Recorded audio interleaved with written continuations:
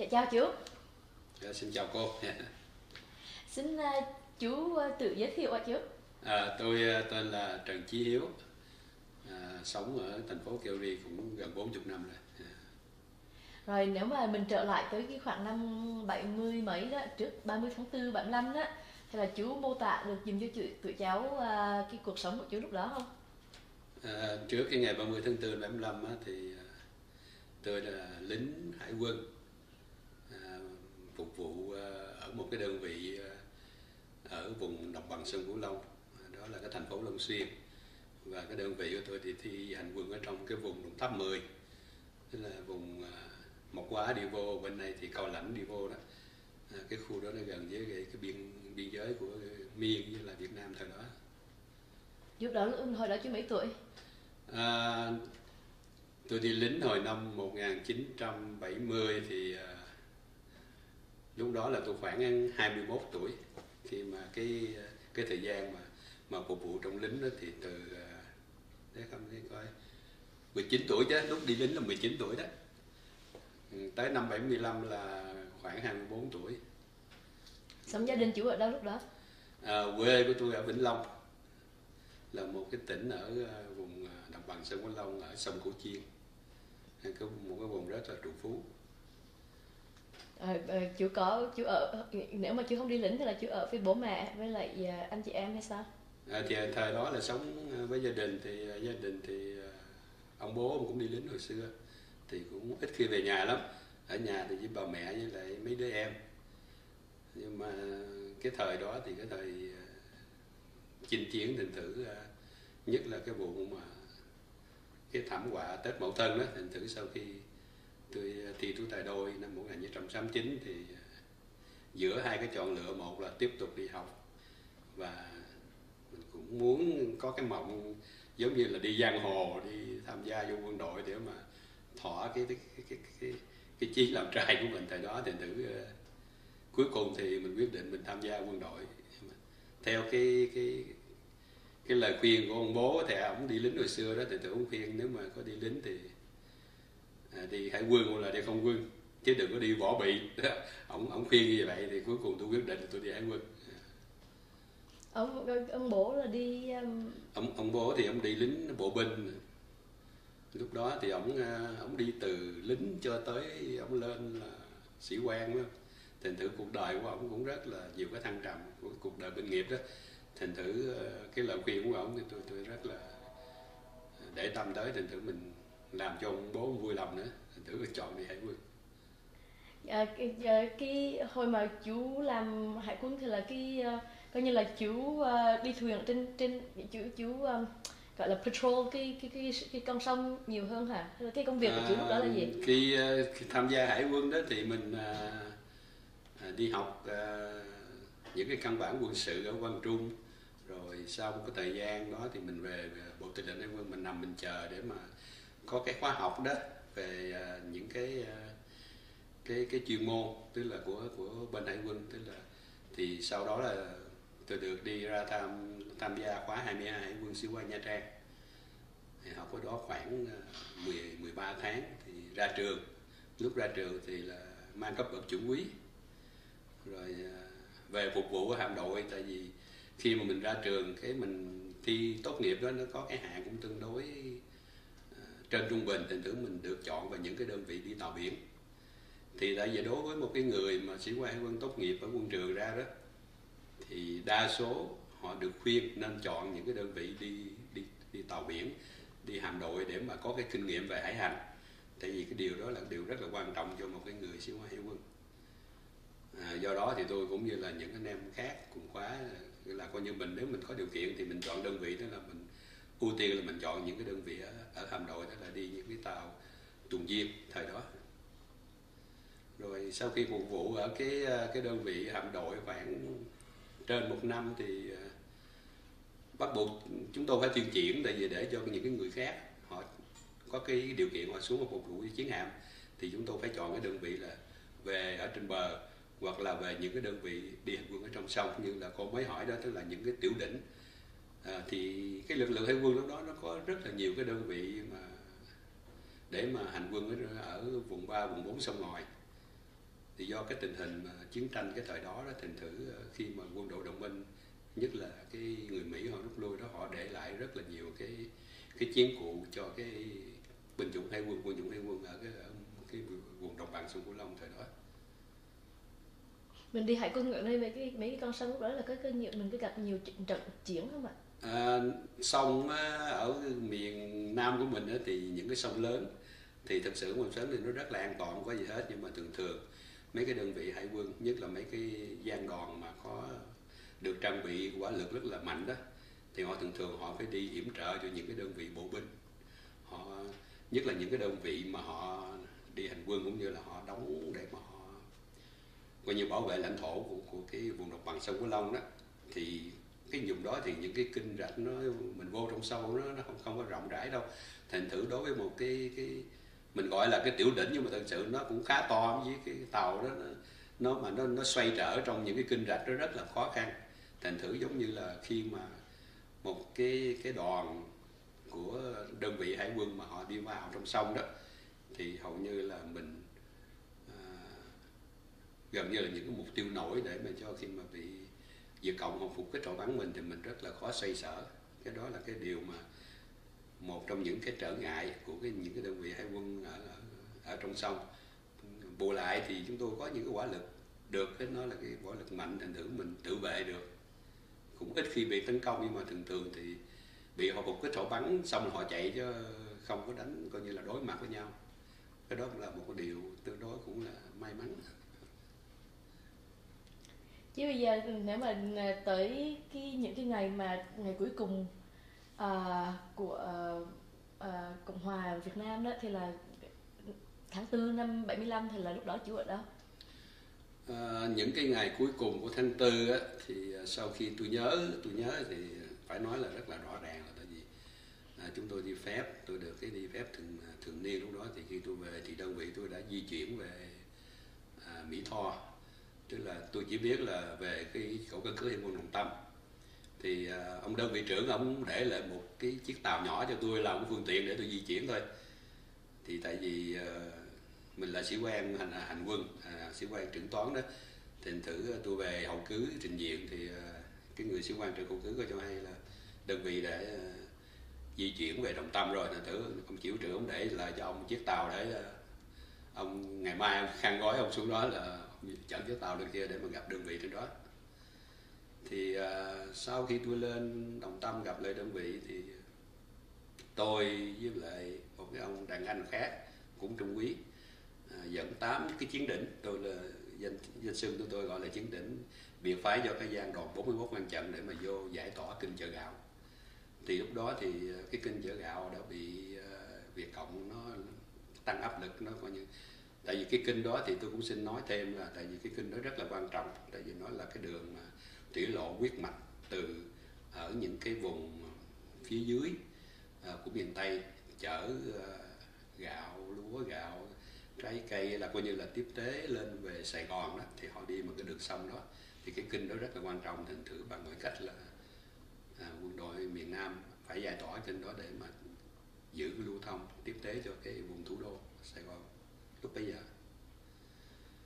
Thì lên đó thì thực sự đó là cái vùng mới lạ chúng tôi, tại vì cái đơn vị tôi thường là ở vùng Tân Châu, Hồng Ngự, Long Xuyên, nhưng mà khi mình tăng phái lên đó thì phải nói là nó rất là xa lạ, mình không có biết hết những cái tình hình ở địa phương. Nhưng mà tuy nhiên chỉ đi có một cái kênh lớn thôi, thành thử cũng không có bị trở ngại lắm.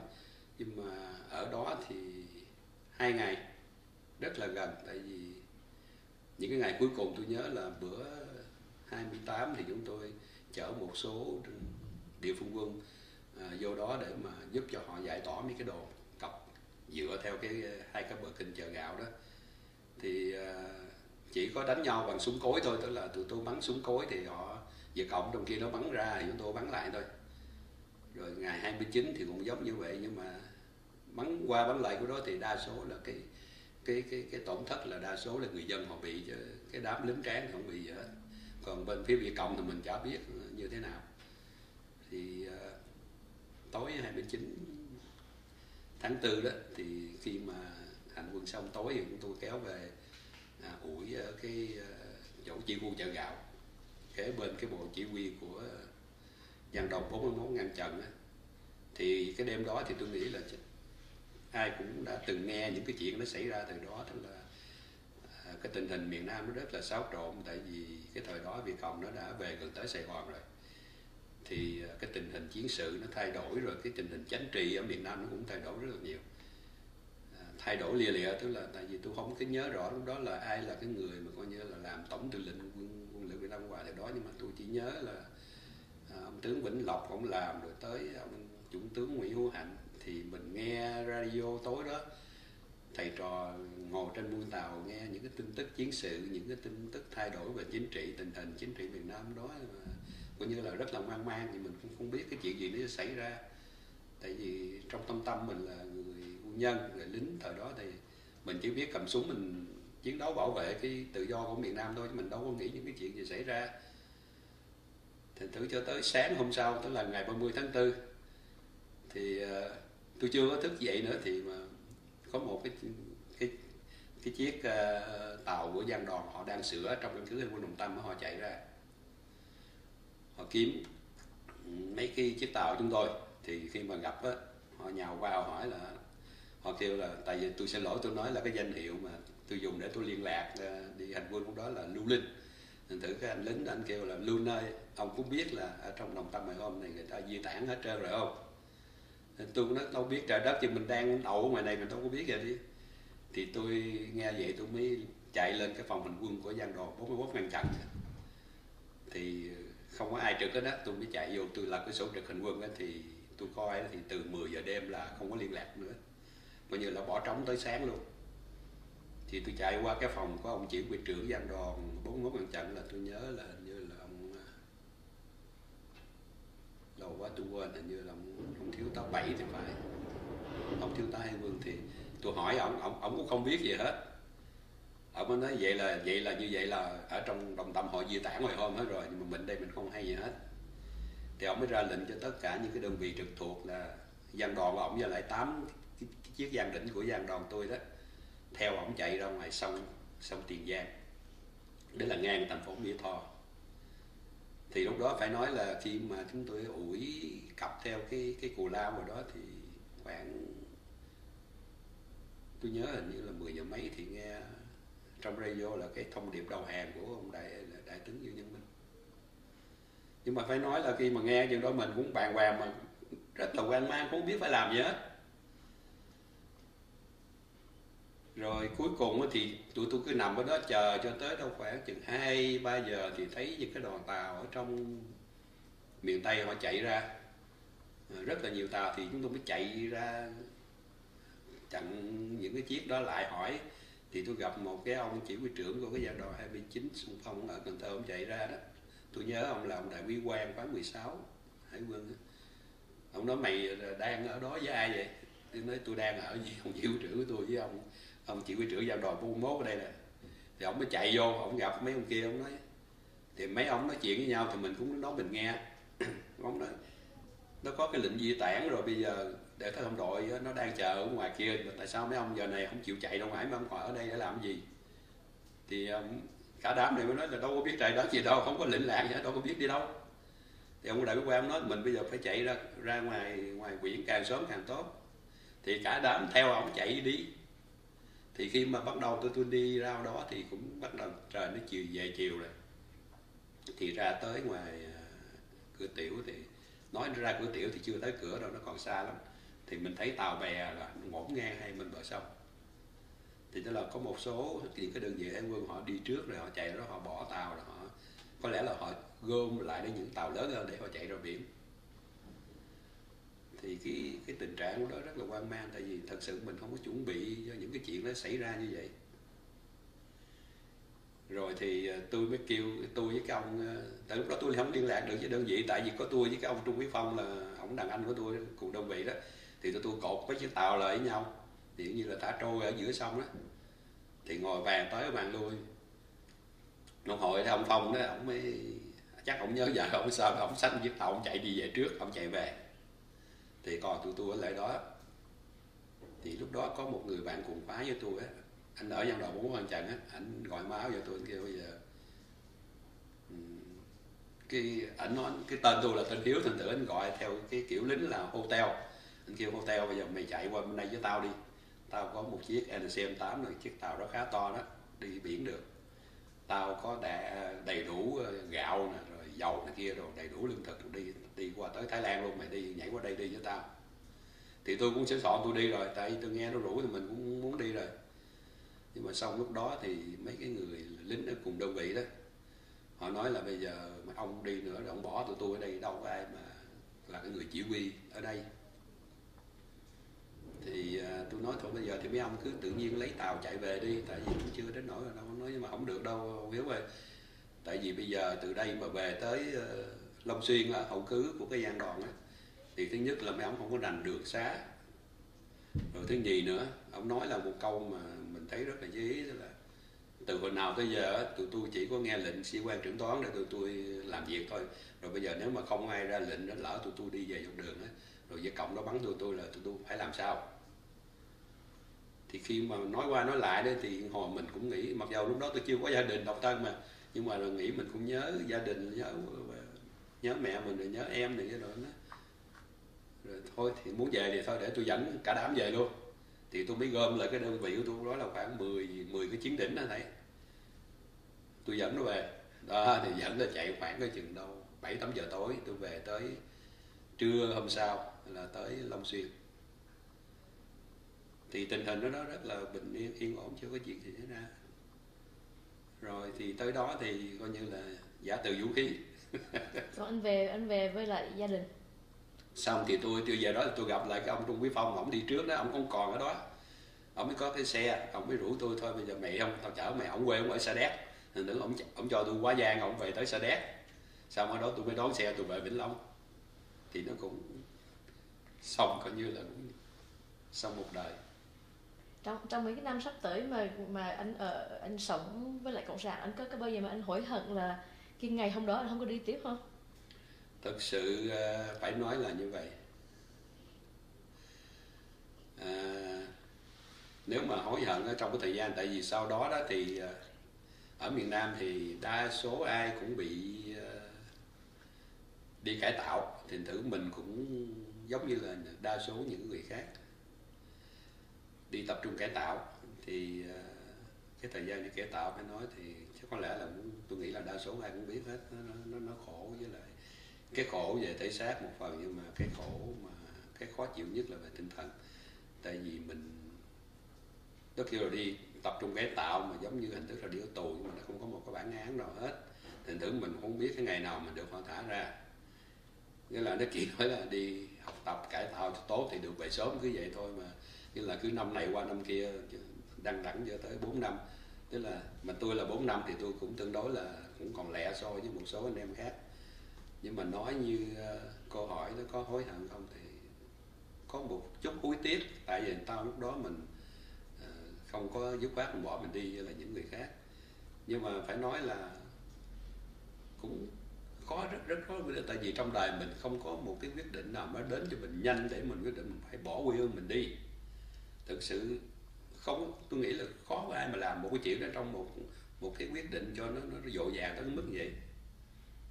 Ngay cả sau này khi mà đi dự biên, mình muốn đi dự biên mình cũng phải tính tới tính lui rất là lâu, coi như có nên đi hay không, và đi để làm cái gì, và tại sao phải đi, nó nhiều cái lý do lắm. Chứ không ai muốn bỏ quê hương, cái chỗ mà coi như là người ta nói là cái núm ruột của mình đó mà, nơi chôn dao cắt rúng, không ai muốn bỏ để mà đi. Nhưng mà đi, tại vì cái thời mình đi là lúc đó mình đi là mình không có nghĩ là mình có ngày về nữa, thành thử coi như là bỏ hết, cắt đứt hết mọi chuyện, thành thử quá nhiều cái chuyện để mà phải suy nghĩ lúc đó. Chú kể cái mấy cái năm mà chú cải tạo nó như thế nào?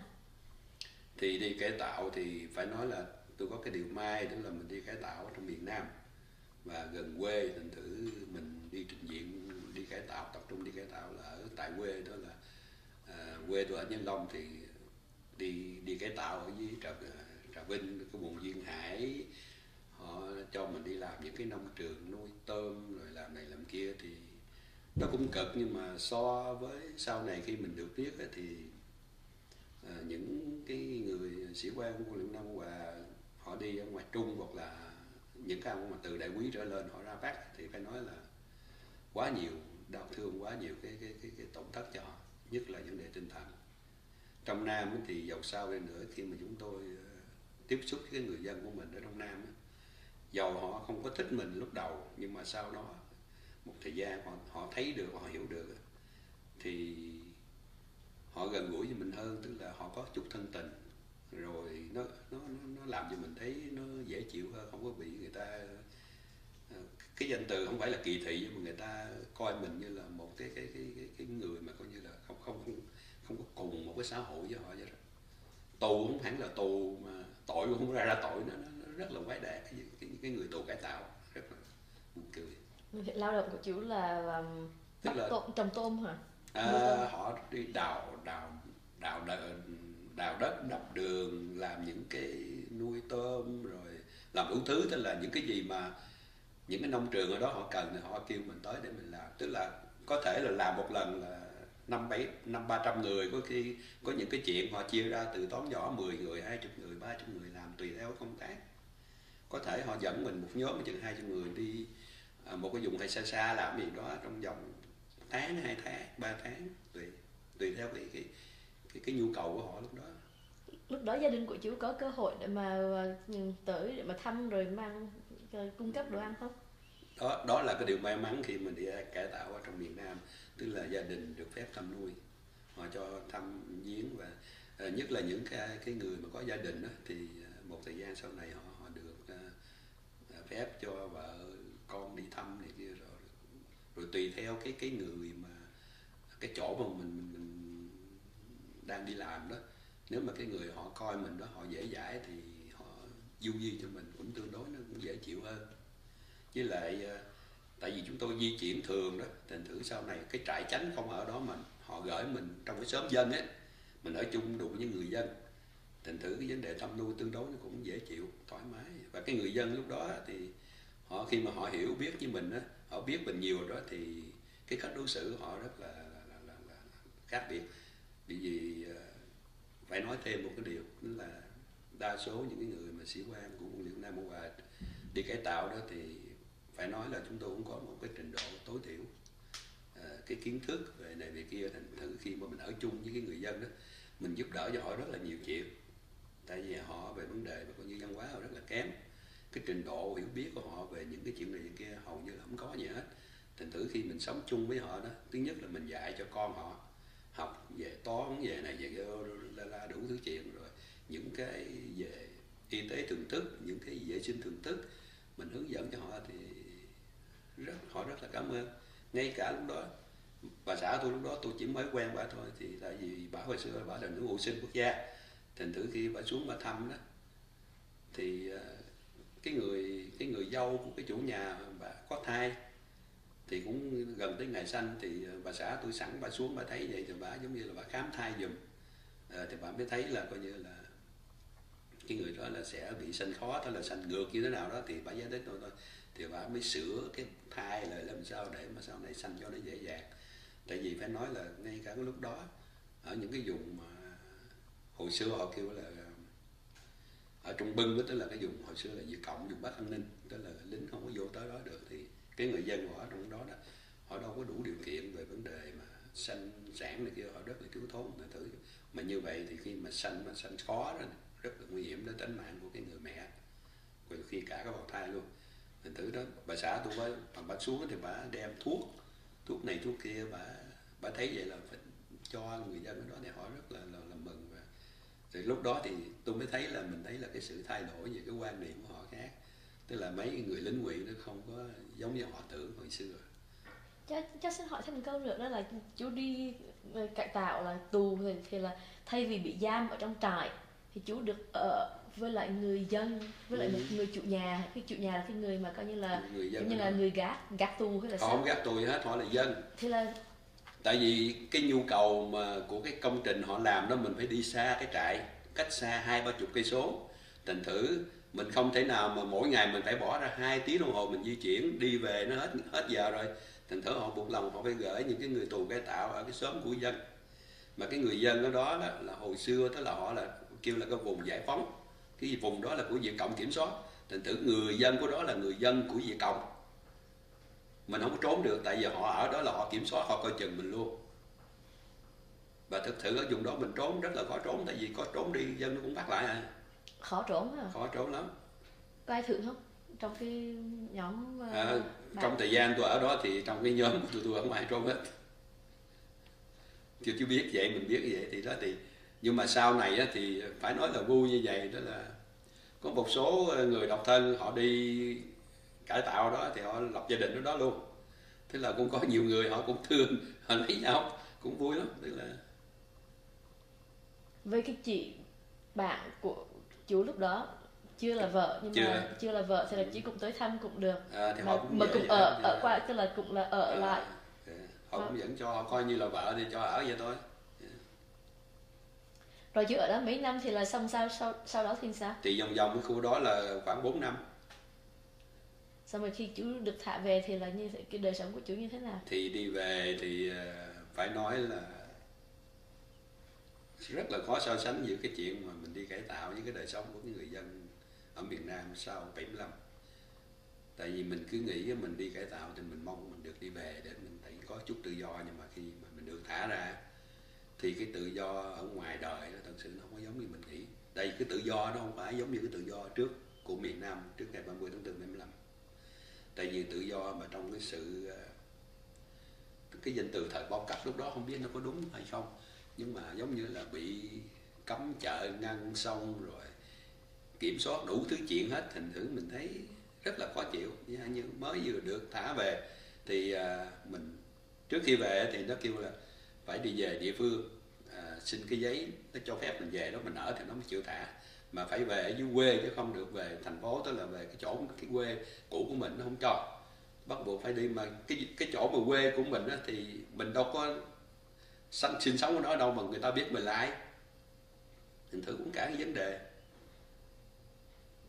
Thì thứ nó gặp rất là nhiều cái chuyện mà nó khi mình về á, về quê ngoại thì lúc đó tôi về quê ngoại tôi thì mình ra cái chỗ mà cái cơ quan họ làm việc là ngoài xã đó, thì mình xin giấy tờ thì họ hỏi anh xin cái giấy để làm gì. Tôi nói là tại vì ở cái trại á, họ muốn thả tôi về á, thì họ ở địa phương phải cho tôi ở thì họ mới cho tôi về. Nó nói mà tôi có biết anh là ai đâu tôi cho anh ở. Nó nhiều cái chuyện rất là buồn cười. Nhưng mà rồi thì cái người cậu lớn của tôi thì ông cũng thì ở đó thì ông mới giải thích này kia, rồi thì cuối cùng thì họ cũng xác nhận cho phép về đây để làm ruộng vậy đó, thì họ cũng cho mình về. Nhưng mà phải nói là về nó rất là khổ. Chứ xin hỏi thêm là ở nhà ba má anh chủ lúc đó là đời sống như thế nào? Rất là vậy khó. là ba cũng chú cũng đi. Ông già thì ông đi mất tiêu đâu biết trời đất gì đâu. Ông lúc đó là ông ở Sài Gòn, rồi sau cái ngày 30 tháng 4 năm không có liên lạc được với ông luôn. Mình thử có nhiều cái chuyện mà mình rất là khó nói, tức là không biết cũng đi đâu luôn. Cái sau 75 nó có nhiều cái chuyện nó xảy ra lắm. Thì sau này mới liên lạc được là ông chồng cũng bị bắt đi cải tạo mình đúng tà la. Đi phía nào, về miền Bắc không? Không, ông đi trong Nam, ông đi cái vùng khác nữa. Tại ông cũng trốn rồi nó bắt ông, thì sau này chỉ nghe nói vậy thôi chứ tôi cũng không có gặp lại ông, chỉ có nghe thôi. Còn mẹ của chú là bà má thì bà ở rồi, lúc đó thì bà cũng kiểu là đi buôn bán này kia rồi để sống qua ngày vậy thôi. Rồi đứa em thì nó đi học, nhưng mà sau khi nó đi học cái tỷ năm 75 là nó thi Tú Tài Đôi. Thì nó thi đương nhiên là khỏi đậu rồi, tại vì gia đình Nguyễn cha lính, anh lính thì không thể chia đậu được. Thì nhưng mà nó cũng may lúc đó là nó nhờ mấy cái người quen coi như là giới thiệu nó đi làm cho một cái xí nghiệp mà làm nước đá ở tỉnh, thì nó sống được cho tới khi nó lấy chồng. Rồi sau này thì nó cũng đi với chồng nó vượt biên, nó sống ở Na Uy. Thì cũng là một điều may mắn để đại ca như vậy. Chứ từ sau khi chú được thả ra rồi đó thì là ở quê ngoại đó, thì là tới lúc nào thì là chú nảy ra ý kiến là mình phải đi, hay là quyết định không, tôi ở đó vậy nè. Tại vì về quê ngoại nó sống không được, tại vì cái vùng đó phải nói là chỉ có một cái gia đình của bên ngoại tôi là đi theo quốc gia, còn ba con dòng họ toàn là Việt Cộng không. Thành thử cái lần đầu tiên tôi nhớ mà họ kêu đi ra đi làm thủy lợi á, cái là đi làm kiểu mà lấy gạo nhà mình đi làm cho nhà nước ấy. Mình ra cái chỗ cái trụ sở xã ngồi nó để nó điểm danh đi làm, có mình là sĩ quan tù cải tạo về, còn nhiều là lính tráng không.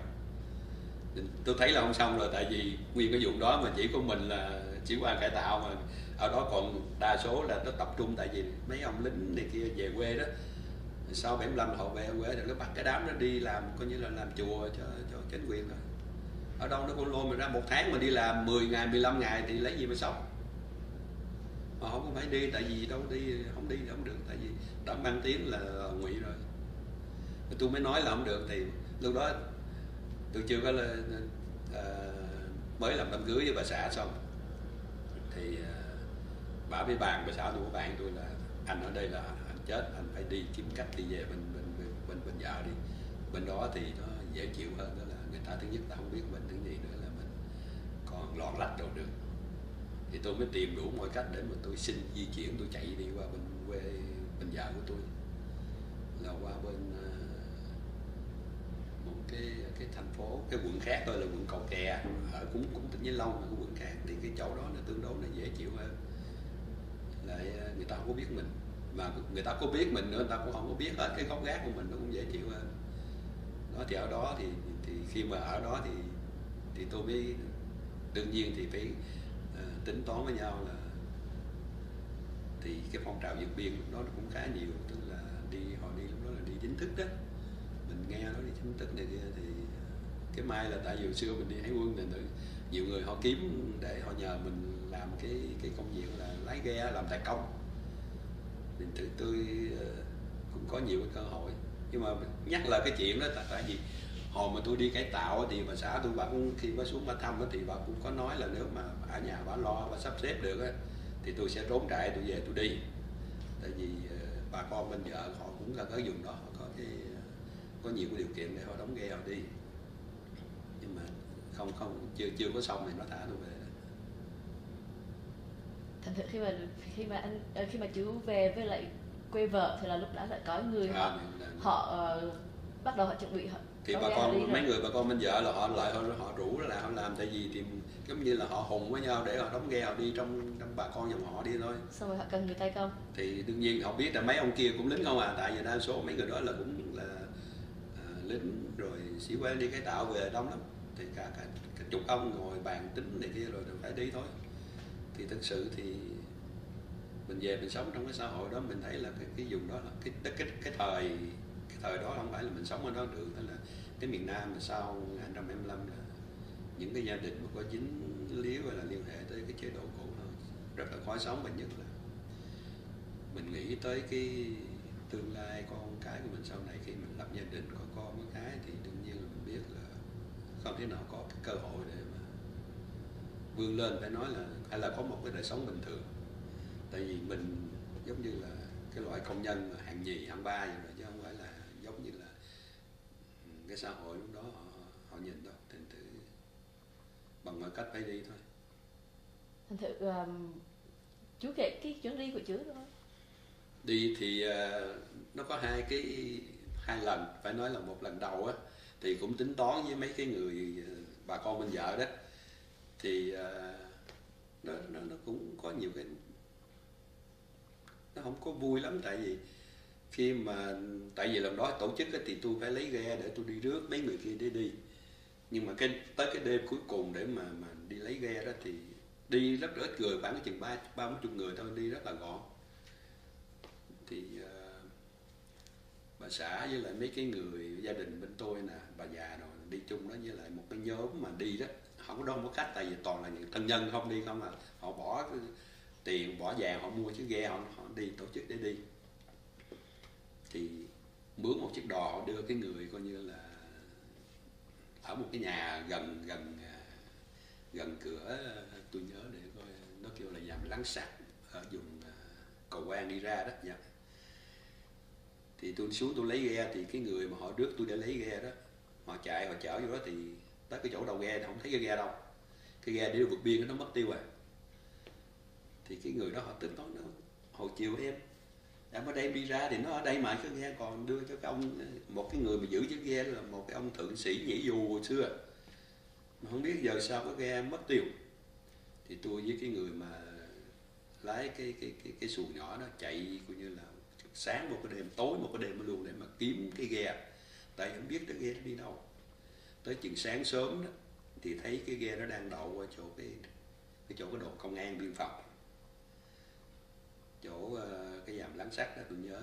Thì mình thấy vậy là mình hết hồn, tức là mình nghĩ là ghe nó bị người ta bắt rồi. Thì anh mới đưa tôi lên bờ, tôi đón xe em đâu ôm tôi đi về nhà.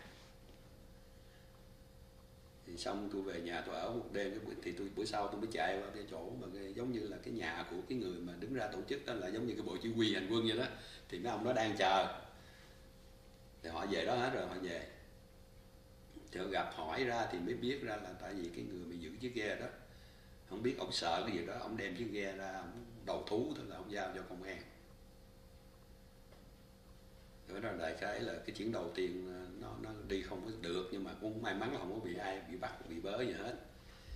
Thì lúc đó thì bà xã tôi bà có bầu, thành thử mấy người đó họ cũng tổ chức họ đi tiếp, tại vì họ hụt tiền họ mua cái ghe khác họ đi. Thì bà xã bà có bầu thì họ kêu thôi bây giờ anh Hiếu để chị Trạng ở lại đi, tôi để địa chỉ lại mấy cây vàng chỉ đi sau, anh đi với tôi đi trước. Thì cái phải nói là tại vì mình hồi xưa mình đi hải quân, thành thử mình biết cái chuyện mà đi biển nó không có đơn giản đâu. Thành thử tôi nói hả đi thì đi chung, còn nếu không đi thì không đi, chứ không có chuyện mà đi trước đi sau, lỡ có chuyện gì nó không có hối hận được không.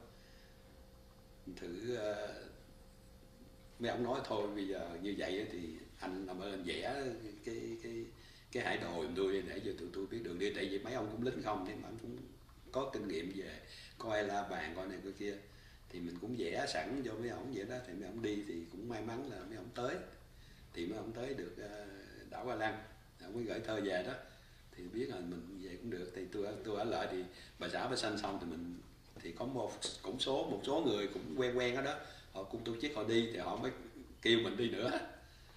Thì mình đi chuyến sau thì coi như là chuyến sau thì nó tương đối nó được bình yên, đó là đi theo ý muốn của mình. Mà tôi cũng tới giống như là cái lần trước tôi vẽ những cái đường đó, thì mình theo cái đường đó mình đi, thì mình cũng gặp được cái giàn khoan dầu của Indonesia, rồi cũng rước thì đưa vô cái đảo thì cũng gặp lại thôi. Trong cái chuyến đi trước năm trước thì có người nó còn ở lại, mình tới mình gặp họ cũng rất là vui.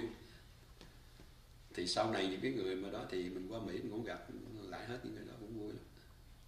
Nên nói là rất là may mắn, chuyến đi may mắn không có bị những cái trục trặc gì hết. Thuyền bao nhiêu người chứ? Chiếc ghe sau rồi đi 99 người, 96 người. Ghe to không? Cái ghe thì bây giờ tôi nghĩ là phải nói là nó quá nhỏ so với cái số người đó. Tại vì cái thời mà mình 75 mà trước khi mình ra cửa tiểu để mình muốn đi đó, thì cái tàu của mình á mà coi là mấy cái nó kêu là mấy cái tiểu đỉnh của hải quân á, thì nó to chắc có lẽ nó vững vàng còn gặp mấy lần chiếc ghe của mình đi vượt biên nữa. Mà mình còn nói là cái này đi biển không được, tại vì cái loại tàu nó không ra biển được. Nhưng mà thực sự nếu mà có chiếc đó đi á, nó an toàn hơn gấp nhiều lần cái chiếc ghe mà đi vượt biên sau này. Mình thử phải nói là chiếc ghe mà khi mà mình ở đó 96 người đó, mình không biết nhiều người hết trơn, thì mình lái ghe mình đợi mình vui, mình lo mấy chuyện khác mà không có để ý tới đó. Chỉ có một cái đêm mà nó bị nước vô thì tôi phải xuống tôi huy động cái người thanh niên á, họ tát nước ra, tại vì mình nước nó biển nó hơi động, cái ghe nó cái giáp phán ghe nó hở, nước nó rịn vô, họ sợ, mình mới kêu thanh niên họ tụ lại làm hai bên, họ đứng họ múc nước họ tát ra. Thì mình mới thấy là coi như là ở dưới ghe là mình không có tưởng được cái chuyện đó, thì ngồi sát vô mà giống như là người ta nói là giống như cá mòi đó, cá mòi trong hộp vậy đó. Thì thử lên là tại vì khi mà tới cái giàn khoan nó đếm người này kia đó, lên đảo nhập vô cái đảo Cu lên trại thì họ đếm mới biết là 96 người, chứ lúc đó mình đâu biết bao nhiêu người trong ghe đâu. Chỉ chiếc ghe thật sự nó nhỏ xíu tôi nghĩ là bề dài cái chừng khoảng 20 ngoài thước là dữ lắm rồi, trọng tới nữa, tôi nghĩ chắc 10 mấy thước. Cái ghe đó là chủ là một trong mấy cái người tổ chức hay là chủ mình chỉ tổ đi chức ghe? là thì như mình đã đi coi ghe này kia rồi với lại cái người tổ chức rồi, tức là coi như là mình lái ghe, mình làm tài công, thành thử là mình trong ban tổ chức luôn rồi. Rồi ông kia thì ông lo kiếm vàng kiếm bạc vậy để ông mua cái ghe thôi, còn mình thì coi máy, coi sơ coi ghe coi nó có đủ điều kiện đi, rồi kêu mấy ổng làm thêm mấy cái mái che để mà che mưa che nắng khi mà ra ngoài biển cho nó đỡ nóng đỡ cực đó, thì mình chỉ làm được tí rồi thôi chứ. Phải nói là đi vượt biên thì 10 phần là nó may mắn hết 10 phần rồi. Còn tay lái thì là ai lái? Chủ lái ha? Tôi lái, nhưng mà rồi khi mình mệt đó, thì mình nhờ mấy người mà họ đi theo đó, họ trẻ đó, họ phụ họ lái rồi. Mình chỉ hướng cho họ theo đó họ lái thôi. Xong rồi mấy ngày thì là tới Để coi đi, hình như là tôi nghĩ là 2 ngày 3 đêm thì gặp cái giàn khoan dầu. xong sao nữa? Thì tới giàn khoan dầu là mình thấy là mình coi như là mình sống sót, là mình không có bị sợ này sợ kia. Thì cái là giống như là cái chuyến đi trước mà tôi không đi mà tôi vẽ đường cho mấy ông kia đi đó, thì ông viết thơ về ông nói như vậy đó, là cái nói là cái đường của anh vẽ như vậy rất là tốt, đi sẽ gặp cái giàn khoan dầu như vậy.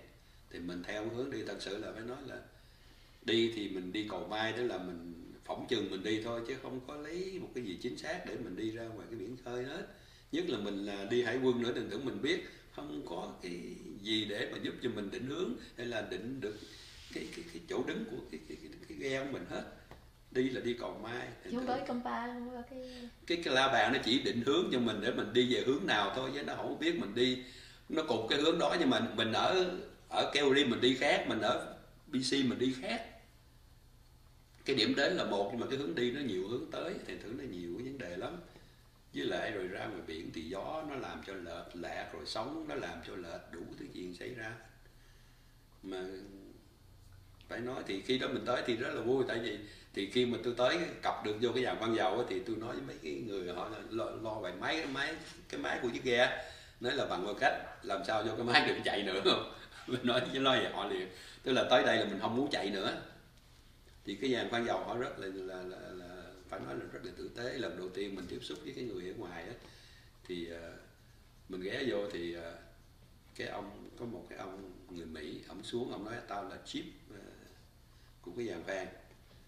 Ông xuống ông nói là để tao gửi 2 cái người mechanic xuống coi máy của tụi mày rồi kia, rồi tao sẽ tiếp tế đồ ăn lương thực cho mày, rồi tao chỉ cho tụi mày đi vô cái đảo gần đây là giống như cái trại tị nạn ở đây vậy đó. Thì mình biết là tới đó thì mình không muốn đi rồi, mình đâu có để mà mình lấy dầu với lấy lương thực mình đi nữa đâu. Nhìn thử khi hai mà cái người thợ máy cũng là người Mỹ, họ xuống họ coi thì họ biết, họ nói là tao biết tụi mày không có muốn chạy nữa rồi phải không. Thì tụi mình cũng cười thôi. Mình lúc đó thì phải nói là tiếng Anh mình cũng còn lộn xộn lắm, nên là mặc dầu đi học Anh văn để đi học Mỹ này kia cái thời đó, nhưng mà phải nói là mình phát âm nó tầm bậy tầm bạ, được nhiều khi nó buồn cười lắm. Thì nhưng mà mấy người đó họ cũng biết, họ nói thôi được rồi, tụi tao sẽ báo cáo là tụi mày không đi được nữa. Thì họ mới chuẩn bị cho tụi tôi ăn đó, họ cho mình ăn, tại vì biết mình mấy ngày trên biển là ngất ngư với đói rồi. Thì cho thuốc lá, rồi cho ice cream, cho trái cây này kia đủ hết. Rồi xong cái họ kêu là mình đưa mấy người đàn bà mà còn khỏe đó lên cái nhà bếp của họ nấu ăn. Cái nhà bếp của giàn khoan dầu á, nấu một cái bữa ăn chiều. Tôi nhớ ăn xong là họ nói chuẩn bị tối họ sẽ lấy cái tàu kéo của cái giàn khoan, họ đưa tụi tôi đi vô đảo Cucu. Thì mình nói là mình nhắc lại thì mình thấy cái sự tử tế của họ là quá tốt đối với một cái người mà lúc đó mình đi vượt biên đó. Thì mình mất hết, mình không có gì hết, mà mình gặp họ đối xử quá tốt. Đó là những cái thủy thủ ở trên cái chiếc tàu kéo đó, khi mà họ dăng một cái tấm bạc ở cái sân sau của họ đó để mà cho chuẩn bị mình ngồi đó này kia, rồi coi như là họ kêu thủy thủ đoàn của họ nhường những cái phòng ngủ của họ cho đàn bà với trẻ em của chiếc ghe của mình. Họ dẫn vô, họ chỉ cái bếp của họ, họ nói là ở trên đó tối có ăn uống nấu nướng gì đó là cứ tự nhiên tủ lạnh có cái gì để xài. Họ lấy thuốc lá họ phát cho đàn ông. Thì mình mới thấy là họ rất là lịch sự trong tới cái độ mà những cái người mà đi tị nạn vượt biên như mình, mà họ là người Indo nha, chứ không phải là dân da trắng đấy đó, mà họ còn lịch sự tới cái độ mà họ nhường phòng ngủ của họ đó cho đàn bà con nít của cái ghe của mình thấy họ phải nói là cái vấn đề mà giáo dục với lại cái văn hóa của họ, mà cái chuyện mà hồi 1980 đó, mình cảm thấy là cái đất nước của họ nó rất là may mắn có được những cái điều kiện vậy. Thì họ chạy khoảng cái chừng sáng một đêm đó, chiếc tàu kéo họ chạy cũng khá nhanh, một đêm là họ tới Cô, sáng sớm họ mới tới Cô. Đó thì đưa đó lên là tụi tôi lên tới cái đảo Cô là đó là bắt đầu đúng là cuộc đời tị nạn đó. Lúc đó là có cái gì trên đảo? Trên đảo đó thì phải nói là nó cũng vui lắm, tại vì khi mà cái tàu kéo nó tới nó neo ở ngoài chứ nó không có vô trong bờ được, tại vì cái bờ nó cạn lắm. Thì mình dòm vô thấy họ căng những cái tấm bạt màu xanh mà dừa không, nó đẹp vô cùng nha, giống như mình coi mấy cái chuyện hay là mấy cái phim mà mấy cái quan đảo ở vùng Thái Bình Dương này đó, thấy đẹp lắm. Mà lên tới đó thì thật sự thì không có nhiều người ở, nhưng mà có thể là trước đó năm hay là 2 năm thì cái người Việt tới đó ở đông lắm, nhưng mà sau này ít rồi. Đó khoảng bao nhiêu người lúc đó? Ở trên đó khoảng cái chừng 100-200 người thôi, mà khoảng 1 tháng á, thì họ mới có một cái chuyến tàu nó đưa từ cái đảo Cô qua bên cái đảo chánh là đảo Ga Lăng. Cái chỗ Cô là nó chỉ là một cái trạm chuyển tiếp thôi. Thì vui lắm, tới đó thì họ mới kêu lên, họ kêu dẫn lên cái kho lấy đồ quần áo, tại vì nguyên một cái nhà giống cái nhà chắc cỡ bằng cái hội người Việt này nè, quần áo lung tung cứ vô mà tha hầu mà lựa. Thì đàn ông thì lựa đâu đàn ông, còn mấy bà con nít thì cứ lựa, xong rồi đi lãnh đoàn đó, nó phát đồ hộp cho mình ăn thôi, nó cũng vui. Thì ở đó có đâu 10 mấy ngày thì có một chiếc tàu nó tới, thì nó mấy cái ghe nhỏ nó đưa mình ra để chở mình qua đảo Ga Lăng, đại khái này. Xong rồi chú ở trại Ga Lăng bao lâu? Ở Ga Lăng thì rất là lẹ, tại vì khi mà mình gặp phải đoàn Canada đó để mà xin nó phỏng vấn á, tại lúc đó tôi có một người em vợ họ qua đây trước, thì mình cũng nói là có thân nhân ở Canada, rồi mình cũng muốn đi định cư Canada. Thì cái người mà phỏng vấn của phái đoàn Canada đó thì họ nói là ông là cựu quân nhân nên thử là ông ưu tiên ông đi Mỹ, nếu mà ông muốn đi Mỹ á, thì ông chờ ông gặp phái đoàn Mỹ thì ông sẽ được đi Mỹ. Thì xong tôi nói tôi không có thích đi Mỹ, tại vì tôi muốn đi Canada. Mà cái điều quan trọng nữa là tại vì Mỹ mà tôi giờ này tôi phải ngồi tôi nói chuyện với ông, đó là chứ nếu ông có Mỹ thì chắc tôi còn ở Việt Nam nữa, tôi không có đi tới đây đâu. Đại khái đều vậy. Thì cái anh đó dễ chịu lắm, còn trẻ, anh nói ok vậy thì tôi sẽ nhận gia đình của ông đi Canada, vậy thôi, rất là đơn giản. Lúc đó gia đình của vợ với lại 2 đứa con, ở thành phố vợ một con. Nhưng mà người em cũng ở đây luôn, ở Calgary. Ở Calgary họ bảo là họ tới đây 79 thì không có bảo lãnh, nhưng mà mình khai là có thân nhân ở đây vậy đó, thì muốn đi Canada. Xong rồi lúc đó thì cảm tưởng đầu tiên của chú khi mà tới Canada như thế nào? Thì thật sự mà nói á, cái quan điểm của tôi lúc đó mình không muốn đi Mỹ, phải nói cho for sure là tại vì mình không thích đi Mỹ lúc đó. Nó cũng hơi có một cái trong cái thâm tâm mình là tại vì mình nghĩ là tại vì chính quyền của Mỹ nó bỏ rơi cái miền Nam Việt Nam mình, tự cả cái dân miền Nam nó đã bị lọt vào tay cộng sản, rồi cái đám mà chính quyền cũ, quân đội cũng như là những cái người mà làm việc về hành chánh á, bị đi cải tạo này kia, thì mình thấy mình biết cái chuyện đó. Mình thử phải đi Canada hoặc là đi Úc, thì trong thâm tâm mình cũng nói với bà xã là chắc đi Canada, còn nếu không thì đi Úc. Nhưng mà đi Canada là chắc chắn sẽ đi, tại vì mình có thân nhân ở đây thì chắc có lẽ là đi được, và đúng vậy thì nó cho mình đi thôi. Thì mình cũng biết là Canada lạnh, tại vì hồi đi học thì mình cũng có dịp coi những cái phim tài liệu về Canada, về Mỹ rồi kia, thì mình cũng biết. Nhưng mà tôi nhớ hồi đó mình coi, mình thấy mấy cái cánh đồng bông vàng, mình thấy đẹp vô cùng, tới chưa qua đây ở mới té ngửa ra là toàn là qua Canadian đó, ai cũng muốn nhổ bỏ hết trơn, mắc cười lắm không? Nó sao đó, hồi xưa mình coi bông vàng đẹp quá mà giờ sao đây tao bỏ hết, tao cắt tao dùng nhớ mắc cười. Nhưng mà phải nói là cái cảm tưởng đầu tiên mà khi tôi tới Vancouver, không phải là mình bay đi tị nạn đó, thì cái thời gian mình đảo thì nghĩ là ai cũng đã qua rồi, đã biết rồi. Tức là cái trại Ga Lăng thì nó gần Singapore, thành thử mỗi một ngày á, là nhìn biết nhiêu máy bay nó bay lên bay xuống, tại vì mỗi lần nó landing ở dưới qua Singapore là nó ngang cái trại Ga Lăng á. Thành thử mình cũng nhìn, mình cứ mơ ước một ngày mình ngồi đó để mình đi thôi. Mà tới chừng mình đi á, thì sau này mình mới thấy ra là trong cái đời mình á, mình chỉ mong những cái sự thay đổi, nhưng mà cái sự thay đổi nó không, chưa hẳn nó là hạnh phúc. Giống như lúc đó mình mới nghĩ lại không, cái thời mình đi học á, mình muốn cho mình lớn, mình ra đời để mình chững chạc, mình thành người. Nhưng mà khi mình trưởng thành, mình đi vô lính mình làm á, thì mình mới thấy là ở nhà đi học sướng, mình đâu phải lo đâu, cha mẹ lo hết trơn à. Tới chừng đi lính là mình tự mình có bổn phận của mình. Khi đi lính đó mình vô quân trường, thì ở quân trường mặc dầu mình huấn luyện, mình có kỷ luật, mình khó chịu, nhưng mà nó rất là an toàn, không có sợ chết. Mình cứ ở trong đó thì cứ mong ngày ra trường.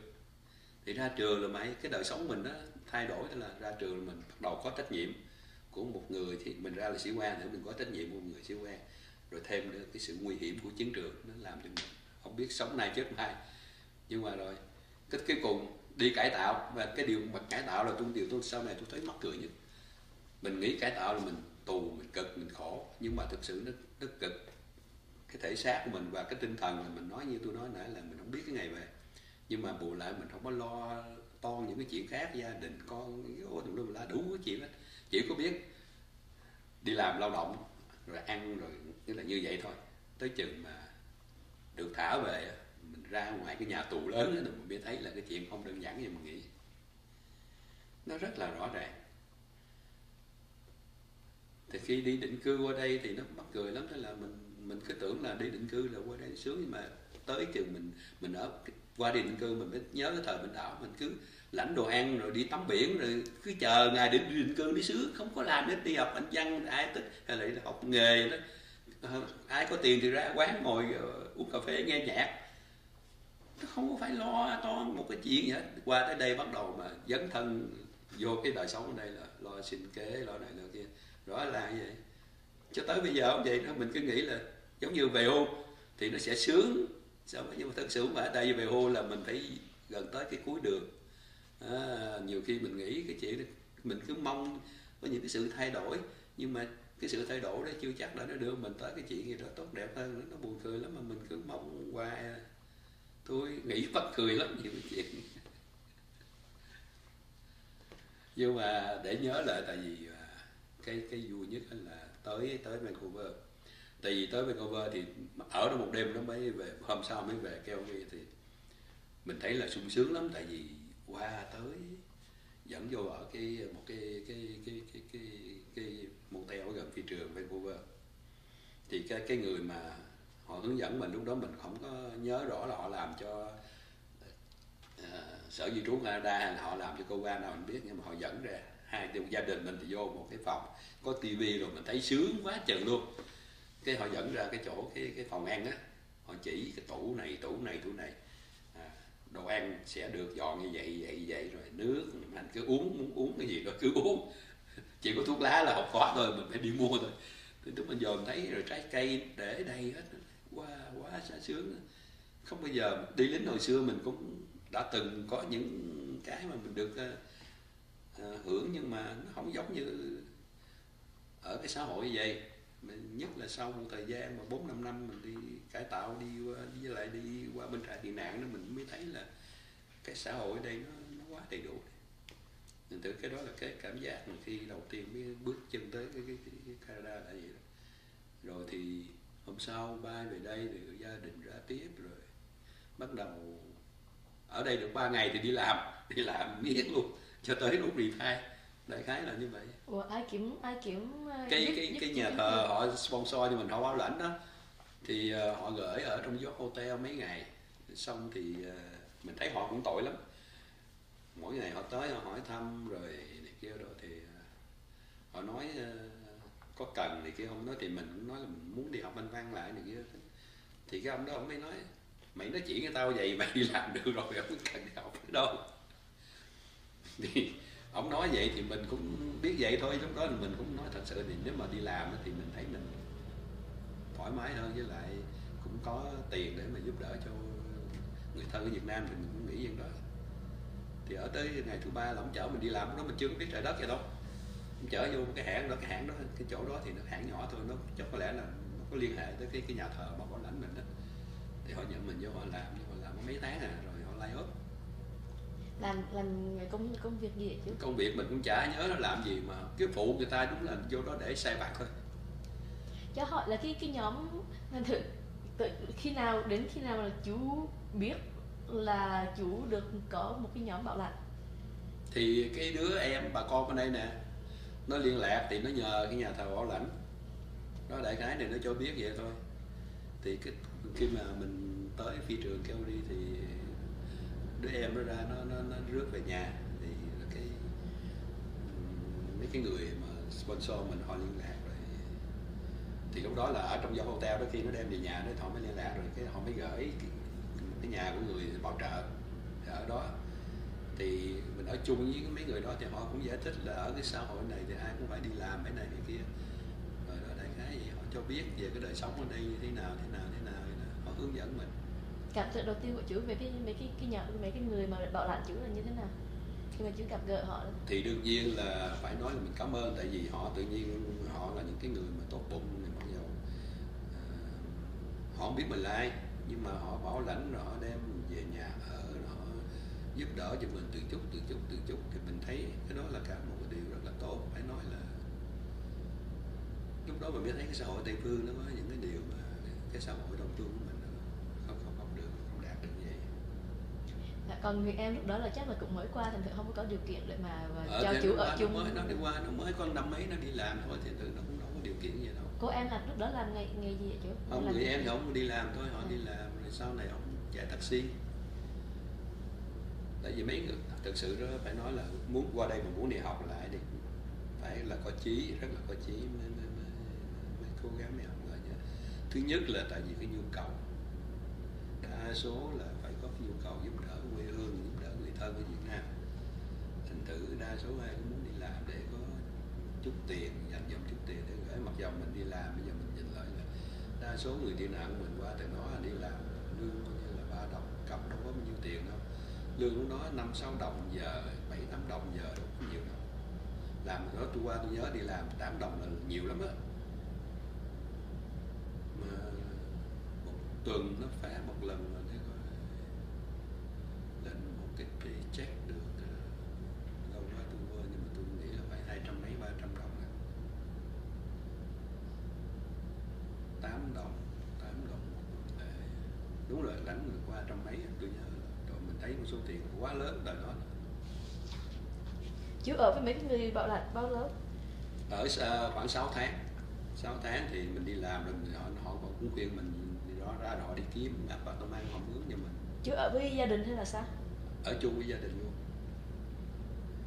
Hai ông bà cũng tốt lắm, họ cũng lớn tuổi. Họ lớn tuổi. Họ lớn tuổi, họ ở nhà. Cái nhà họ ở khu Maurayo, nhà bự lắm à. Mà hai ông bà không à. Rồi họ cho mình ở mà. Tôi nhớ là vui lắm, họ dặn tối á, họ dặn cái sưởi xuống còn 18 độ C. Họ nói là tối đi ngủ là phải bận áo ấm vô, chứ không giống như ở nhà mùa hè được. Họ nói là ở đây là phải như vậy, phải tập cho quen như vậy, chứ đừng có sống những cái kiểu mà ở xứ nóng. Họ hướng dẫn mình, lúc đầu thì mình cũng nói sao mà họ hà tiện quá, tối dặn sưởi xuống rồi mọi ngày dặn lên nữa là kia rồi. Họ nói đi ngủ không có cần phải để sưởi cao, không có tốt, phải bận cho ấm rồi ngủ. Đại khái là họ kêu mình phải tập cho quen cái đời sống ở đây. Mình thấy cũng nhiều cái mình, tại vì lúc đó là phải nói là cái vấn đề mà bất đồng văn hóa rồi ngôn ngữ mình cũng đâu có. Họ nói chuyện với mình, họ cố gắng họ nói để cho mình hiểu. Họ nói chậm mà họ xài những cái danh từ rất là đơn giản để cho mình hiểu. Thành thử buồn cười là mình cũng nghĩ nhiều cái. Còn cái người em lúc đó ở đâu, ở khu nào? Ở riêng, họ mới apartment ở riêng, thì cuối tuần gặp thôi. Cuối tuần thì lợi đó rồi ăn uống này, nấu nướng rồi này kia, giống như là cái thời mình mới qua là ai cũng vậy thôi, tụ lại để mà cho nó vui vậy thôi. Chợ búa này kia. Sao mấy cái chú 6 tháng sau thì chú đi chú kiếm nhà, chú kiếm ở riêng. Lúc đó là cái việc đầu tiên mà chú kiếm được, mà chú tự chú kiếm được là việc gì? Tại vì lúc đó thì mình phải đi kiếm chuyện làm, thì cái người sponsor họ kêu mình đọc báo ở chỗ tìm việc đi kiếm việc làm, còn nếu không thì quen với những người Việt á, họ hỏi này kia rồi nhờ họ hướng dẫn cho, thì cái ra họ cũng tốt, nhưng họ cũng đi làm mà thử họ đâu có lo hết cho mình được. Rồi cái thì cuối cùng thì cũng vô cái chỗ cái hãng làm của cái người em đó thì làm, tức là cái hãng Stanton làm cho tới lúc mình về hưu luôn. Stanton hả? Hãng Stanton là cái hãng làm nhiếp xe mà cũng công việc khá cực, nhưng mà đối với mình lúc đó thì mình đi làm được thì mình cảm thấy mình vừa lòng rồi. Với lại mình đi cải tạo từ trước thì mình cực khổ, mình đủ thứ chuyện, mà qua đây mình đi làm thì mình cứ nghĩ là bất cứ có cái chuyện nào mình giúp cho mình làm mà có lợi tức với lại gia đình yên ổn thì tốt rồi. Thì cũng may thì mình cũng làm được một cái công chuyện nó ổn định rồi. Thì theo thời gian thì mình làm, thời gian thì mình cũng được làm supervisor, thì nó cũng đỡ cực, nhưng không phải như là thời mình đi làm công nhân đại khái là vậy. Thành thử mình mới làm lâu dài được. Chú làm ở đó mấy năm? Làm ở đó cho tới hưu trí là làm 34 năm á. Nếu vậy cái công việc là cũng bền vững. tức là nó có một cái điều, tại vì tôi cũng mắc cười là tôi nói, tại vì người ta nói ở cái xứ này mà may mắn như lắm là mới làm được một cái công việc cho tới lúc mình nghỉ đó. Thì mình mới nghĩ là thì nếu mình có một công chuyện mà nó ổn định cho mình á thì có vẻ nó dễ chịu hơn là mình phải thay đổi cái chuyện làm mình hoài. Tại vì mỗi lần thay đổi công việc thì cũng đâu đơn giản đâu. Cũng như người ta nói mà dọn nhà 3 lần dọn nhà là bằng lần mất trộm rồi. Đó thì đại khái vậy, mà đúng là vậy. Tại vì mình làm một cái công chuyện nào đó cho nó yên ổn thì mình về cái vấn đề thu nhập của gia đình mình không phải lo. Tới gia đình mình có đâu ra đó sẵn hết rồi, mình cũng dễ tính toán. Thì có thể là chính vì vậy mà tôi mới có thời giờ tôi đi làm chuyện xã hội hay nhiều là vậy. Còn vợ chú lúc đó cái kiếm được việc làm không? Bà xã lúc đó thời gian con nhỏ thì bà cũng không đi làm, mà sau này bà đi làm. Bà đi học lại rồi tại vì bà hồi xưa bà là nữ hộ sinh thì qua đây bà học, thì phải nói là bà cũng học không có nổi lại, học y tá không được. Xong bà học đầy khe, mà học đầy khe thì bà đi làm lương ít quá, thành thử bà không có làm được lâu rồi bà nghỉ. Rồi sau này bà làm cho City Park, thành thử bà làm part time thôi, bà làm seasonal, bà làm mùa hè rồi mùa đông thì bà ở nhà, thành thử cũng tạm ổn cho tới khi bà hưu trí luôn. Giờ chú mà nhìn lại đó thì là chú phải trải qua bao nhiêu năm ở đây thì là mới cảm thấy như là ổn định, mới là gọi như là đây là quê hương. Thật sự phải nói là như vậy. Nếu mà đối với cái tuổi như của tôi bây giờ mà tôi nói là nếu mà mình biết là đương nhiên đây là cái quê hương thứ hai của mình, là một cái quốc gia cũng như là một cái dân tộc họ Kuman, những cái người Việt tị nạn của mình.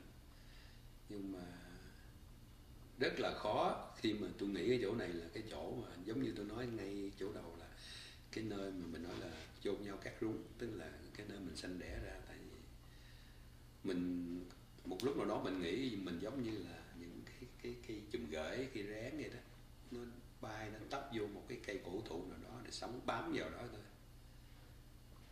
Nhưng mà khi mà mình quyết định mình đi vượt biên thì mình nghĩ là mình đi cho những cái thế hệ sau này, cho tương lai con cháu mình. Và cái điều mà nó làm cho mình băn khoăn cũng như là mình cảm thấy mình hụt hẫng nhất là mình một lúc nào đó mình sẽ mất gốc. Tại vì cái hoàn cảnh xã hội của Việt Nam nó không có giống như những cái dân tộc khác. Tại vì quê hương của mình đang sống trong cái chế độ cộng sản, thành thử những cái người đi vượt biên bỏ xứ đi như mình họ không chấp nhận. Và nếu họ có chấp nhận cho mình trở về đi nữa thì cũng bằng một hình thức nào đó để mà họ khai thác và lợi dụng mình mà thôi. Chứ họ không có cái thực tâm mà họ mở vòng tay để mà đón tiếp những cái người dân mà họ một thời họ đã ruồng bỏ, họ xua đồng ý đi ra ngoài biển. Tại vì cho tới ngay bây giờ cái chính quyền cộng sản Việt Nam họ vẫn còn xuất cảng lao động, họ vẫn còn đầy dân của họ đi làm công, đi ở mướn, đi làm tất cả những cái chuyện nhục nhằn khác khắp trên thế giới để họ lấy ngoại tệ. Mà ngoại tệ họ chỉ để phục vụ cho một cái đảng cộng sản của họ mà thôi, chứ không phải là cái ngoại tệ họ lấy về để họ lo cho đất nước Việt Nam. Cái điều đó là cái điều hết sức là đau đầu.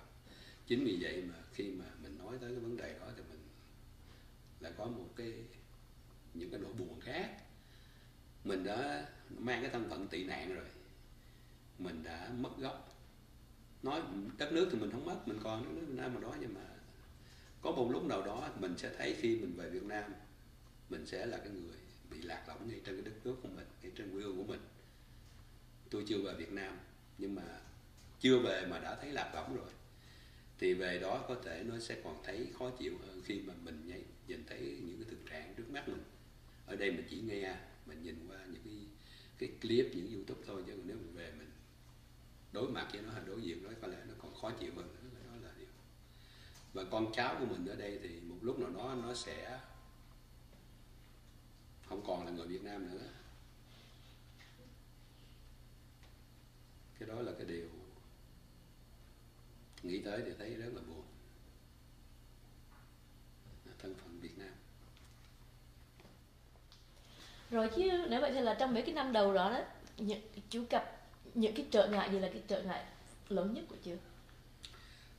Nếu mà nói về cái đời sống ở Canada, nhất là ở thành phố Calgary này, thì trở ngại mà tránh thì thực sự nó không có đâu. Tại vì phải nói là nhờ mình có một phần kiến thức thời mình còn đi học ở Việt Nam, học high school, thì ở đó tôi học, tại vì tôi chọn sinh ngữ tránh là Anh văn, thành thử mình cũng có nhiều cái cơ hội để mà mình coi những cái tài liệu như là phim ảnh nói về cái xã hội ở Bắc Mỹ này đó. Thành thử rồi mình đi lính cũng có tiếp xúc với một số những cái người cố vấn Mỹ thời đó, rồi một số bạn bè hải quân họ đi học bên Mỹ về, sau này họ kể chuyện này chuyện kia, thì mình thấy cái xã hội ở đây nó không có, tương đối xa lạ với mình lắm. Mình cũng hiểu một phần nào về phong tục tập quán của họ, thành thử nó không có tạo cho mình những cái bất ngờ khi mình tới đây. Nhưng mà phải nói là có một cái điều mình học hỏi rất là nhiều về cái đời sống ở đây, đó là những cái điều tốt của cái xã hội Tây phương. Nhưng mà theo quan niệm riêng của tôi, nếu mà mình học hỏi những cái điều tốt của xã hội Tây phương và mình giữ những cái điều tốt đẹp của cái xã hội Đông phương, mình kết hợp lại thì cái đời sống của mình có thể nó sẽ có nhiều cái mà nó khá hơn. Là cái dân bản xứ ở đây là giống như tôi có thể tôi ví dụ cái điều tiêu biểu á, là cái người Á Đông của mình có cái truyền thống là hay lo cho con cháu này kia rất là đầy đủ, nghĩa là coi như là lo cho tới khi nào mà nó lập gia đình, nó trưởng thành rồi đó mình mới buông ra, chứ không có giống như là xã hội Tây phương ở đây nó nuôi con cho tới khi mà nó 18 tuổi nó thành người rồi, nghĩa là đủ tư cách pháp nhân thì nó không còn trách nhiệm nhiều. Tôi không có nói là có thể là nó hết trách nhiệm, nhưng mà nó không còn trách nhiệm nhiều. Trong khi đa số người Á Đông của mình thì mình lo cho con mình ăn học cho xong, tức là phải muốn cho nó học xong đại học, nó mới có công ăn việc làm. Tới khi nó có gia đình thì coi như là tạm ổn, nhưng mà chưa chắc đã ổn, phải lo tới cháu nữa. Nhiều khi có những người bạn bè bây giờ họ lại lo giữ cháu của họ mà họ cảm thấy cái điều là điều hạnh phúc, giống như bổn phận của họ. Thì đó là những cái sự mà kết hợp rất là hay của Đông phương với Tây phương. Nhưng mà có nhiều cái ở đây nó có nhiều cái mình học hỏi, phải nói là những điều rất là hay, giống như là cái quan niệm tự giác của người Tây phương rất là tốt. Nghĩa là mình học hỏi những cái điều mà cái người Á Đông mình nên học để bỏ bớt những cái thói quen không tốt. Tôi không dám nói là xấu, nhưng mà thói quen không tốt này đâu, nó có nhiều cái chuyện lắm. Ngoài ra thì cá nhân của tôi thì tôi không có gặp những cái trở ngại nào lắm trong cái đời sống ở đây. Phải nói là cảm ơn cái xứ sở mà đó đã khu màn, không phải là riêng cá nhân của mình, nhưng mà cả cho một cái dân tộc Việt Nam trên cái lúc mà bị cái giận nước nó làm cho mình phải bỏ xứ ra đi. Tại vì phải nói là nhiều khi tôi có cái cơ hội tôi nói chuyện với rất là nhiều người. Phải nói là có một cái lần phỏng vấn với lại một số người Canadian, họ làm cho cái viện bảo tàng quân đội ở đây đó, thì họ cũng hỏi mình về cái thời gian đi lính của mình, về những cái kinh nghiệm sống của mình, cũng như là cái thời gian ở trại tị nạn và đi cải tạo, giống như nói chuyện với cô nãy giờ. Thì mình cũng có tâm sự với họ là mình cũng nói cho họ biết những cái mà nó làm cho mình thấy mình thương cái quê hương này. Tại vì nó có những cái mà phải nói là nó làm mình phải nói là cảm ơn người ta không hết nữa. Tại vì không có ai muốn bỏ xứ ra đi. Ngay cả cái miền Nam Việt Nam với miền Bắc Việt Nam có cái cuộc chiến 20 năm, dân mình không có được. Người Bắc có thể họ trốn ở đâu mình không biết, mà người Nam mình không ai trốn. Chỉ trừ một cái phần tử rất là thiểu số, phải nói là đếm đầu ngón tay. Đa số là một vài người họ đi du học hồi xưa, họ tìm cách họ sống ở Canada hoặc là ở những cái quốc gia bên Âu Châu, chứ còn không có ai muốn đi, tại vì nhiều người họ đi du học họ cũng trở về Việt Nam, họ đâu bỏ xứ qua đi. Nhưng mà sau ngày 30 tháng 4 75 thì dân Việt Nam bắt đầu họ bỏ xứ qua đi, cho tới bây giờ vẫn còn đi. Cái điều là điều hết sức là lạ lùng, và chỉ có cái câu trả lời là tại vì cái chế độ, cái chính quyền nó làm cho người ta phải bỏ xứ, người ta đi mà thôi. Chứ đất nước không, người ta không có bỏ đất, bỏ xứ, bỏ quê người ta đi đâu, không có ai muốn làm điều đó. Từ khi mà mình giải thích với những cái người họ interview mình về chuyện đó, họ rất là hiểu, họ nói đúng. Cũng giống như người Âu Châu mà sau đây Nhị Thứ Chiến họ di cư qua bên Bắc Mỹ họ ở, tức là họ cũng bị những cái vấn nạn cũng giống như mình, đại khái là như vậy. Và bây giờ hiện tại thì giống như là dân ở Syria, họ cũng vì cái này cái kia cái nọ, họ cũng phải bỏ xứ họ đi. Nhiều khi mình lên án người ta vì cái này cái kia, hay là cái người đi tị nạn vì vấn đề kinh tế chẳng hạn, nhưng mà thật sự không hẳn là như vậy. Chỉ có trên thế giới này những người qua họ bỏ xứ họ đi tại vì họ đi kiếm ăn, chứ chưa có cái dân tộc nào bỏ xứ đi giống như người qua để mà đi tứ xứ tha hương hết. Tại vì đúng là cái tha hương cầu thực là người qua họ làm điều đó, chứ con người Việt mình chưa có làm chuyện đó đâu. Và tôi nghĩ là người Việt của mình mà đi tị nạn hay là đi vượt biên hồi xưa cũng không phải là vì kinh tế. Cái chế độ cộng sản nó đưa tới cái điều đó, chứ không phải là từ kinh tế mà nó làm cho người ta phải bỏ đi. Gần là như vậy. Đó là một cái chính sách và một cái chính quyền họ tạo ra những cái chuyện đó. Và chú nghĩ lại thì là chú cảm thấy cái gì về chú về cái chương trình mà cái phản ứng của Canada, nước Canada đối với cái khủng hoảng tị nạn? Cái lúc mình qua tới đây đó, rồi mình có những cái cơ hội mà sinh hoạt với cộng đồng, với lại về vấn đề làm những ta tham gia vào những cái sinh hoạt xã hội ở đây đó, thì mới biết nhiều hơn về cái chính sách của Canada, nhất là cái thời của Joe Clark. Cái là mặc dù ông làm thủ tướng có mấy tháng ngắn ngủi thôi, nhưng mà họ đã có những quyết định mà mở rộng cái vòng tay để mà nhận cái người tị nạn Việt Nam từ những cái trại tị nạn đó. Thì nhất là cái Project 4000 của bà thị trưởng của Ottawa, nó tôi quên tên bà rồi. Thì cái chuyện đó là sau này mình coi lại đúng là nó có những cái chuyện hết sức là cảm động và rất là thực tế, để mà chính quyền Canada họ mở rộng vòng tay, họ giúp cho dân tị nạn người Việt của mình tới đây. Và đó giống như là những cái bước đầu tiên, để rồi sau này thì cả 100.000 người để định cư Canada tới bây giờ. Và sau này thì những cái chính sách di dân họ cởi mở hơn để mà giúp đỡ cho những cái gia đình đi đoàn tụ, hay là họ có những cái điều kiện qua đây để mà đi làm việc ở đây, đại khái vậy đó. Mình cảm thấy cái đó là những cái điều tốt. Chú có chia sẻ cái kinh nghiệm của chú với lại với lại thế hệ sau này, với lại hay là người Canadian không? Thì cái kinh nghiệm sống ở đâu cũng vậy thôi. Nếu mình đã chọn ở đây là quê hương, cái xứ sở Canada là quê hương, thì đương nhiên mình phải phục vụ cho cái quê hương đất nước của mình. Và cái điều mà đầu tiên tức là mình phải là một cái người công dân tuân thủ những cái điều lệ sống ở đây, luật pháp này kia.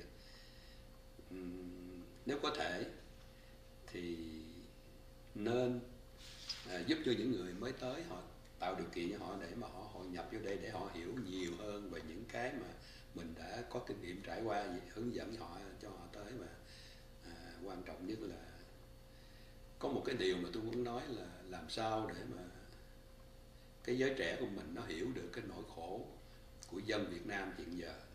Tại vì nếu mà cho tuổi trẻ, thế hệ con cháu mình, tức là thế hệ thứ nhì thứ ba, để họ hiểu được tại sao cha mẹ của họ hay là ông bà của họ phải bỏ quê hương mà sống ở cái xứ như là Canada hay là khắp nơi trên thế giới, là một cái điều không phải là đơn giản thôi, rất là khó để mà cho cái thế hệ sau này nó hiểu tường tận cái cuộc chiến của miền Nam, miền Bắc Việt Nam trước năm 1975.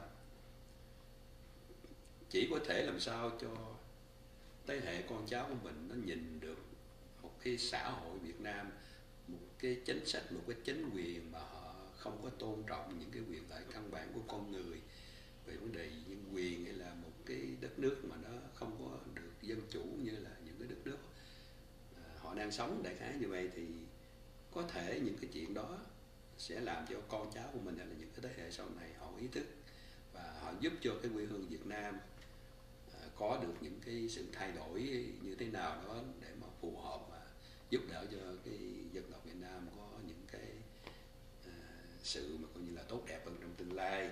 Mình không có mong là nó sẽ nổi tiếng nổi danh trên thế giới, nhưng mình làm sao mà người dân của mình có được một cái đời sống mà phải nói là thực sự là tự do dân chủ, và cái sự cách biệt giữa giai cấp ở trong nước nó không có nhiều như là bây giờ mình thấy nó càng ngày nó càng xa cách. Mà cái người nghèo thì mình thấy nó quá nhiều đi, họ chỉ biết sống kiếm ăn hàng ngày và không có một cái mơ ước gì cho ngày mai tương lai của họ hết, thì cái điều đó mình thấy rất là tội cho họ. Và mình muốn làm sao cho cái xã hội Việt Nam nó có những thay đổi, và cái sự thay đổi đó có thể làm được hay không phải nói thì đương nhiên đó là tùy thuộc vào người dân Việt Nam. Nhưng mà nếu mà cái người Việt thì sống ở hải ngoại có điều kiện, mình hiểu biết nhiều, mình có sau này nếu mà thế hệ con cháu mình nó có khả năng hay là có điều kiện giống như nó tham gia chính quyền, nó làm được kia, nó có những cái tiếng nói nào đó có thể nó giúp đỡ thay đổi được cái cái cái cái cái, cái đời sống của người dân Việt Nam, thì cái điều đó là điều tốt đẹp nhất. Đó là cái điều phải nói là trong thăm tôi nghĩ là không phải của riêng tôi và đa số những người Việt tị nạn khắp nơi thế giới đều mong muốn điều đó. Cháu cảm ơn chú ạ.